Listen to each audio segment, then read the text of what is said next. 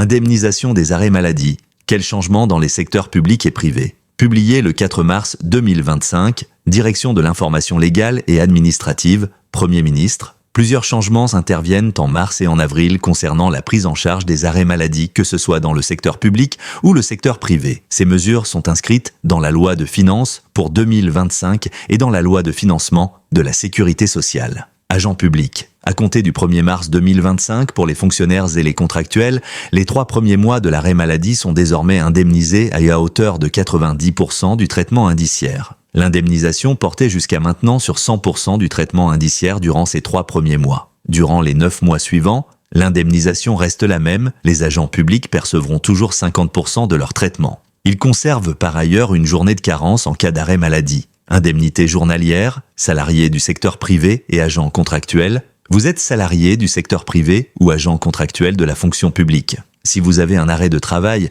la perte de vos revenus est compensée par des indemnités journalières, appelées aussi IJ, versées par votre caisse d'assurance maladie. Les conditions d'indemnisation changent à compter du 1er avril. Conformément à un décret du 20 février 2025, le salarié est actuellement pris en charge à hauteur de 50% de son salaire brut dans la limite de 1,8 SMIC. À partir du 1er avril, le salaire plafond sera abaissé à 1,4 fois le SMIC. Le délai de carence reste de 3 jours pour les salariés du secteur privé. Cela signifie que les indemnités sont versées à partir du 4e jour. Les indemnités journalières couvrent les arrêts de travail intervenant dans les situations suivantes: maladie, professionnelle ou non professionnelle, accident du travail, dont accident de trajet, maternité, paternité, adoption, deuil. À noter, si l'employeur a opté pour le maintien de salaire en cas d'arrêt maladie, il reçoit directement les indemnités de la caisse primaire d'assurance maladie et verse le salaire à l'employé dans son intégralité. Montant des indemnités journalières en 2025.